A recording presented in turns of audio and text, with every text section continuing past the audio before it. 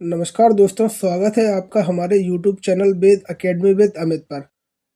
आज हम वीडियो में बात करेंगे 19 फरवरी 2025 के करंट अफेयर के बारे में। देश और दुनिया में जो तमाम घटनाएं घटित हुई हैं, उन सभी घटनाओं के बारे में आज हम विस्तार से चर्चा करने वाले हैं और उन घटनाओं में से जो प्रश्न आप लोगों के लिए करंट अफेयर के निकल कर सामने आए हैं, उनके बारे में आज हम बात करने वाले हैं।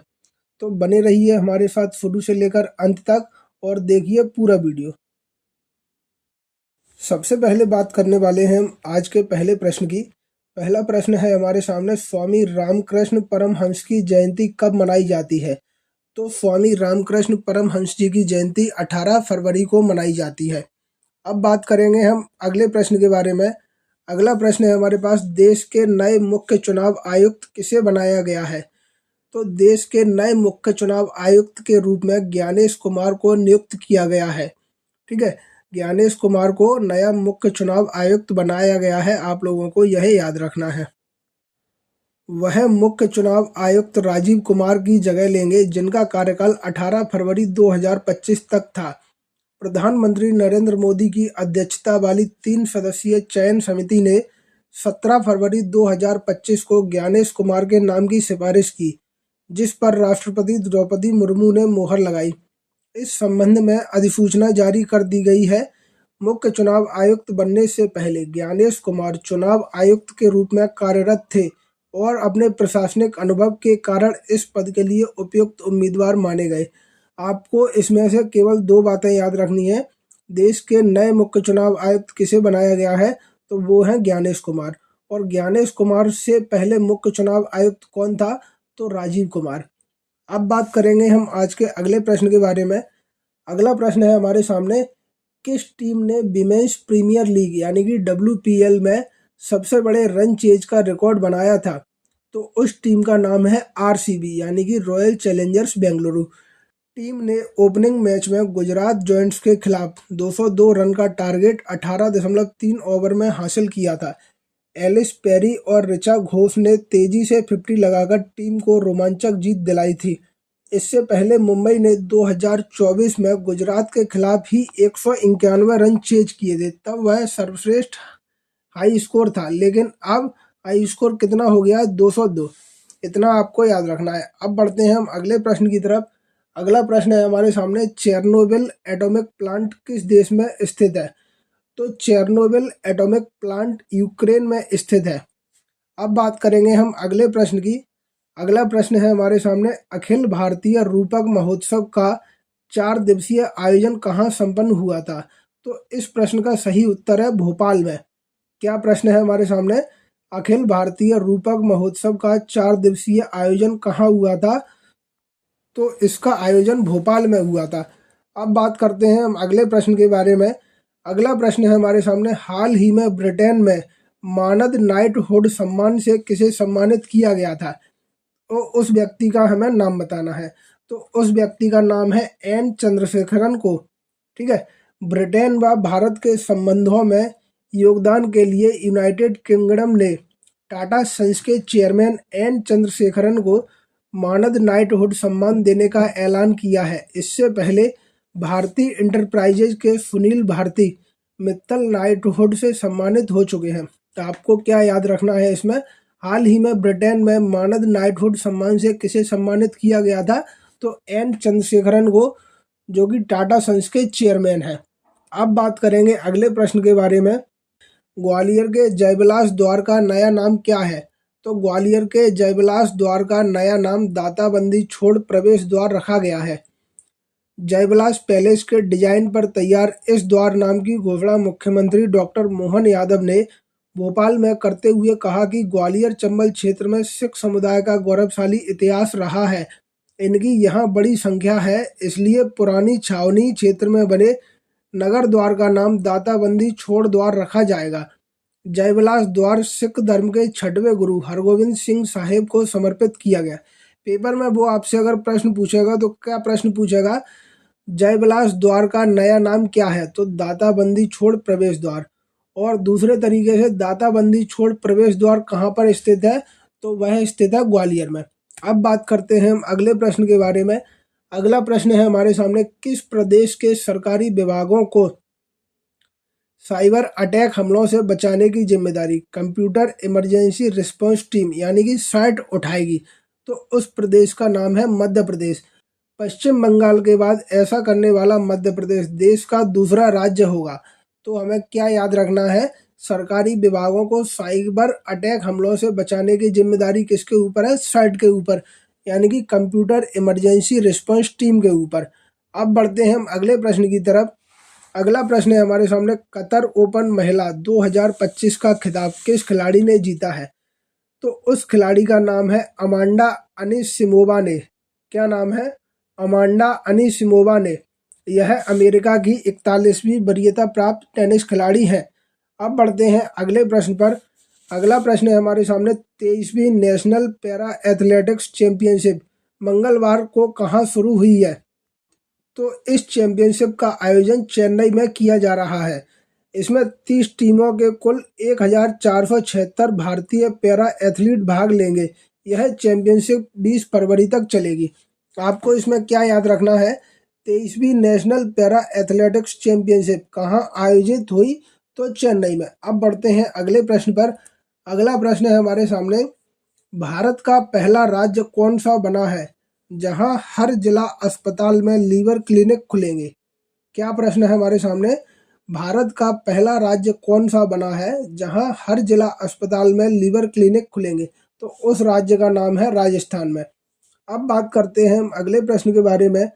अगला प्रश्न है हमारे सामने, किसने वरिष्ठ भारतीय वैज्ञानिकों और इंजीनियरों के असाधारण योगदान को सम्मान देने के लिए जेसी बोस ग्रांट यानी कि जेबीजी शुरू किया है? तो उसका नाम है अनुसंधान राष्ट्रीय अनुसंधान फाउंडेशन। क्या नाम है? अनुसंधान राष्ट्रीय अनुसंधान फाउंडेशन। अब बात करते हैं हम अगले प्रश्न के बारे में। अगला प्रश्न है हमारे सामने, 22 से 25 फरवरी 2025 तक कहाँ आयोजित होने वाले राष्ट्रीय शीतकालीन खेलों यानी कि खेलो इंडिया विंटर गेम्स को अपर्याप्त बर्फबारी के कारण रद्द कर दिया गया है? आपसे प्रश्न पूछ रहा है, खेलो इंडिया विंटर गेम्स 2025 का आयोजन कहाँ होना तय था? तो उस स्थान का नाम है गुलमर्ग, जो कि जम्मू और कश्मीर में स्थित है। गुलमर्ग जम्मू और कश्मीर में आयोजित होने वाले राष्ट्रीय शीतकालीन खेल 2025 का यह चौथा संस्करण था। कौन सा संस्करण था? चौथा, जो कि अपर्याप्त बर्फबारी के कारण रद्द कर दिया गया है। यानी कि इन खेलों के लिए जो जितनी बर्फबारी चाहिए होती है ना, उतनी बर्फ वहां पर नहीं हुई थी, उतनी बर्फबारी वहां पर नहीं हुई थी। इसके कारण इन खेलों को रद्द कर दिया गया है। अब बात करते हैं अगले प्रश्न की। अगला प्रश्न है हमारे सामने, जुलाई 2025 में ब्रिक्स सम्मेलन का आयोजन कहाँ होगा? तो उस स्थान का नाम है ब्राजील के रियो डी जेनेरियो में। ब्रिक्स 5 देशों ब्राजील, रूस, भारत, चीन और दक्षिण अफ्रीका का एक समूह है। यह सम्मेलन अंतर्राष्ट्रीय संबंधों के लिए महत्वपूर्ण होगा। आपको क्या याद रखना है, जुलाई 2025 में ब्रिक्स सम्मेलन का आयोजन कहाँ होगा? तो ब्राजील के रियो डी जेनेरियो में। अब बढ़ते हैं हम अगले प्रश्न की तरफ। अगला प्रश्न है हमारे सामने, केंद्रीय कृषि मंत्री शिवराज सिंह चौहान ने राष्ट्रीय खाद्य सुरक्षा मिशन का नाम बदलकर क्या नाम करने का आदेश दिया है? तो इस प्रश्न का सही उत्तर है राष्ट्रीय खाद्य सुरक्षा एवं पोषण योजना। प्रश्न क्या पेपर में आएगा आपके लिए, राष्ट्रीय खाद्य सुरक्षा मिशन का नया नाम क्या है? तो इसका नया नाम है राष्ट्रीय खाद्य सुरक्षा एवं पोषण योजना। मिशन हटा के एवं पोषण योजना जोड़ दिया गया है। यह मिशन उनके मंत्रालय का प्रमुख कार्यक्रम है जो प्रमुख फसलों के उत्पादन को बढ़ावा देता है। इसका उद्देश्य केवल खाद्य उत्पादन लक्ष्य निर्धारित करने के बजाय पोषण लक्ष्यों को पूरा करने पर ध्यान केंद्रित करना है। हिंदी में नया नाम, जिसका अर्थ है राष्ट्रीय खाद्य सुरक्षा और पोषण योजना, ऐसे समय में चिंताओं को दूर करने का लक्ष्य रखता है जब देश बच्चों में एनीमिया, बौनापन और कमजोरी की घटनाओं को कम करने का प्रयास कर रहा है। आपको केवल इतना याद रखना है, राष्ट्रीय खाद्य सुरक्षा मिशन का नया नाम, तो इसका नया नाम है राष्ट्रीय खाद्य सुरक्षा एवं पोषण योजना। अब बात करते हैं अगले प्रश्न की। अगला प्रश्न है हमारे सामने, किस देश ने चीन को हराकर एशिया मिश्रित टीम खिताब जीता? तो उस देश का नाम है इंडोनेशिया ने। इंडोनेशिया ने Asia mixed team badminton championship में ऐतिहासिक जीत दर्ज कर डिफेंडिंग चैंपियन चीन को 3-1 से हराकर पहली बार खिताब अपने नाम किया।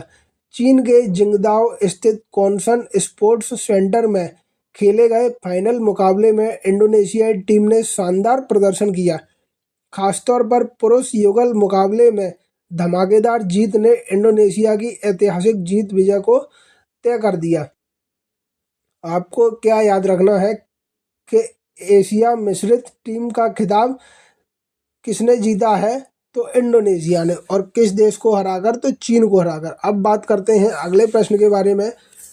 अगला प्रश्न है हमारे सामने, केंद्र सरकार की किस योजना ने 18 फरवरी 2025 को अपने सफलतापूर्वक 9 वर्ष पूरे किए हैं? तो उस योजना का नाम है प्रधानमंत्री फसल बीमा योजना, यानी कि PMFBY।